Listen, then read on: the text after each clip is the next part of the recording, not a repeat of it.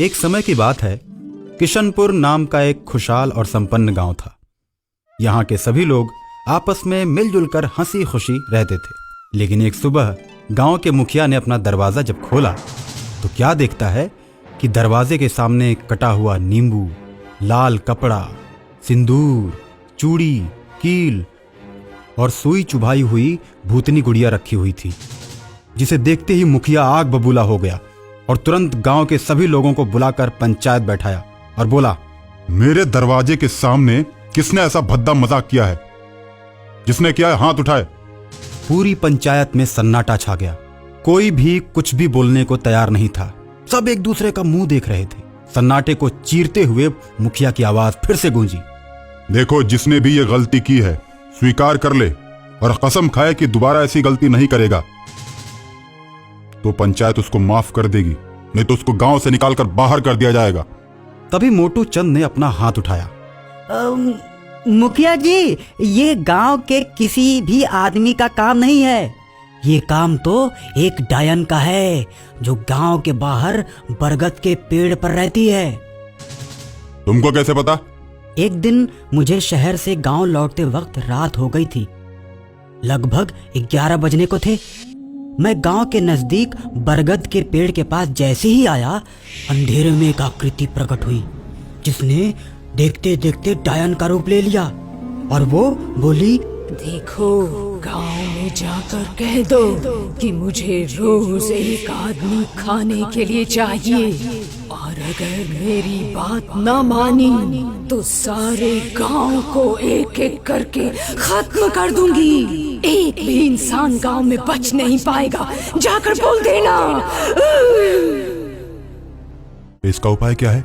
मुखिया जी, मैं एक तांत्रिक बाबा को जानता हूँ, जिनको बुलाकर हम इस गांव को मंत्रों द्वारा पूरे तरीके से बंधवा सकते हैं, जिससे वो डायन इस गांव में आ ही नहीं पाएगी। और अगर आने की कोशिश करेगी तो मंत्रों के द्वारा जो बंधा हुआ क्षेत्र है उसमें जलकर राख हो जाएगी। ठीक है, बुलाओ बाबा को। गांव वाले तांत्रिक बाबा को बुलाकर पूरे गांव को मंत्रों द्वारा बंधवा देते हैं। करीब 10 दिन तक ये पूजा क्रिया चलती रहती है और इसके बाद सब निश्चिंत हो जाते हैं कि अब कोई परेशानी नहीं आने वाली। लेकिन पूजा के दूसरे ही दिन फिर मुखिया और मुखिया के साथ साथ गांव के अन्य लोगों के दरवाजे पर वैसे ही सामान रखे रहते हैं जैसे पहले रखे हुए थे। और ये सिलसिला प्रतिदिन बढ़ता ही जाता है, जिससे गांव वाले परेशान होकर दोबारा तांत्रिक बाबा के पास जाते हैं और अपनी परेशानी को कह सुनाते हैं। देखो, मैंने तो अपनी तंत्र विद्या से पूरे गांव को अच्छे तरीके से बांध दिया था और कोई भूत प्रेत यहाँ पर फड़कने ना पाए, ऐसे मंत्रों का मैंने उच्चारण किया था। लेकिन ये जान लो कि ये किसी भूत प्रेत का काम नहीं है, ये तुम्हारे गांव के ही किसी इंसान का काम है। अब गांव के सभी लोग पता लगाने की कोशिश करते हैं कि ये किसका काम है, लेकिन तमाम कोशिशों के बाद भी किसी को कुछ पता नहीं चलता। जब गांव के सभी लोग पता लगाते लगाते थक जाते हैं, तब गांव के 2 लड़के राजू और रवि ये संकल्प लेते हैं कि हम उस इंसान का पता जरूर लगाएंगे जिसने इस गांव में उत्पात मचाया है। और एक रात को जब वो निकलते हैं उस इंसान को ढूंढने के लिए, तो वो क्या देखते हैं कि उनके ही गांव का लड़का, जिसका नाम मोटू चंद है, मुखिया के दरवाजे पर नींबू और गुड़िया रख रहा है। तो तुरंत वो जाकर उसे रंगे हाथों पकड़ लेते हैं। और जैसे ही वो दोनों चिल्लाने की कोशिश करते हैं तो मोटू चंद दोनों को पकड़कर और उनका मुंह बंद करके घसीटते हुए दोनों को जान से मारने के लिए गांव के बाहर बरगद के पेड़ की तरफ बढ़ता है। तब तक बरगद के पेड़ से अचानक ही डायन उतरती है और मोटू को पकड़ लेती है और कहती है, आज मैं तुझे नहीं छोड़ूंगी।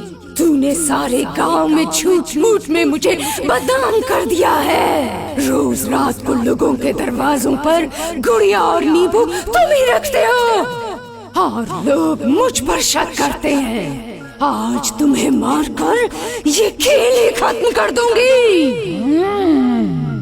डायन राजू और रवि को छोड़कर मोटू चंद को मारकर खा जाती है।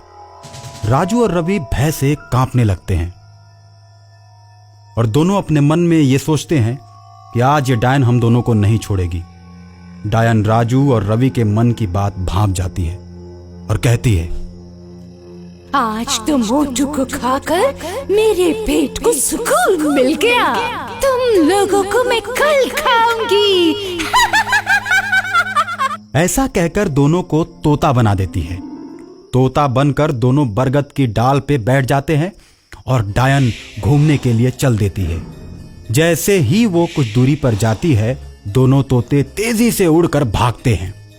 पीछे मुड़कर डायन देखती है तो दोनों तेजी के साथ हवा में उड़ते उड़ते भाग रहे हैं। तो डायन तुरंत उनका पीछा करने लगती है। दोनों तोते उड़ते उड़ते जंगल में एक साधु की शरण में जाते हैं और साधु बाबा से कहते हैं, बाबा जी, हमारी जान बचा लो। हम दोनों के पीछे डायन लगी हुई है, वो हम दोनों को मार कर खा जाएगी। आप हमारी रक्षा कीजिए, हमें अपने शरण में ले लीजिए बाबा जी। दोनों तोते की बात सुनकर बाबा को दया आ जाती है और दोनों के सिर में सुई चुभोकर बाबा उन्हें गायब कर देते हैं। और कुछ ही देर में डायन दोनों तोतों को ढूंढते ढूंढते साधु बाबा के पास आ जाती है। साधु बाबा, क्या आपको इधर दो तोते दिखाई पड़े? देखो, मैं तो ध्यान में रहता हूँ। इधर बहुत से पंछी आकाश में उड़ते रहते हैं, पेड़ों पे बैठे रहते हैं। मुझे क्या पता उसमें से कौन से तुम्हारे तोते हैं, कौन से किसी और के। साधु की बात सुनकर डायन वहां से चली जाती है। रुक जाओ, मुझे लगता तुम वही खूनी डायन हो जो गांव वालों को परेशान करती हो, जो हर रोज गांव के एक इंसान को लाके खा जाती हो। लेकिन मैं एक साधु हूँ और मेरा काम इंसान के साथ साथ प्रेत आत्माओं की भी रक्षा करनी है। तो आज मैं तुम्हें इस प्रेत योनि से मुक्त करता हूँ।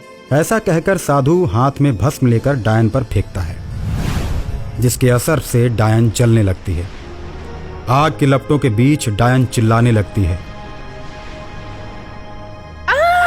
मुझे बचा लो बाबा, मुझे बचा लो बाबा। मैं यहाँ से मुक्त नहीं होना चाहती, मैं इस प्रेत योनि से मुक्त नहीं होना चाहती। मुझे यहाँ बड़ा आनंद आता है। रोज गांव वालों को खाकर मेरा कलेजा ठंडा होता है। बाबा, मुझे इस प्रेत योनि से मुक्त मत करो। डायन के चिल्लाने का असर साधु बाबा पर नहीं होता है और वो उसके ऊपर भस्म पर भस्म फेंके जाते हैं, जिसकी वजह से डायन और तेज जलने लगती है और चिल्लाने लगती है। और धीरे धीरे करते करते एक समय आता है जब डायन एकदम जलकर राख हो जाती है। जैसे ही डायन जल के राख होती है, राजू और रवि साधु बाबा के सामने प्रकट हो जाते हैं। दोनों बच्चों को देखकर साधु बहुत ही खुश होते हैं और कहते हैं, तुम दोनों अपने गांव चले जाओ, तुम्हारे मम्मी पापा तुम्हें खोज रहे होंगे। दोनों बच्चे गांव जाते हैं। दोनों बच्चों को देखकर गांव वाले खुश हो जाते हैं। अरे बच्चों, इतने दिन तुम लोग कहाँ थे? राजू और रवि गांव वालों को सारी घटना बताते हैं। राजू और रवि की बात सुनकर गांव वाले साधु बाबा के पास जाते हैं। तो साधु बाबा उनसे कहते हैं, आप लोग गांव में एक मंदिर बनवाइए और पूजा पाठ कीजिए, गांव हमेशा खुशहाल रहेगा। गांव वाले साधु बाबा की बात मानकर गांव में एक भव्य मंदिर बनवाते हैं और गांव में हमेशा मंदिर पर भजन कीर्तन और भंडारे होते रहते हैं और गांव के लोग ईश्वर की कृपा से खुशहाल हो जाते हैं।